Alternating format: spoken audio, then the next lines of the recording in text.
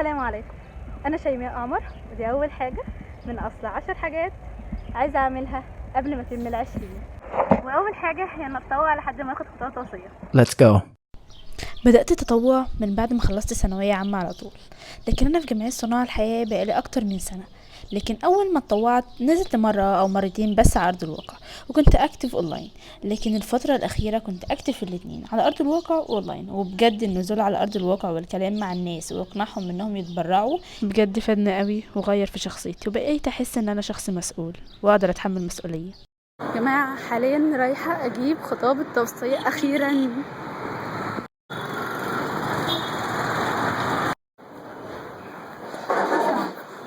انا شيماء قمر ليا خطوه توصيه.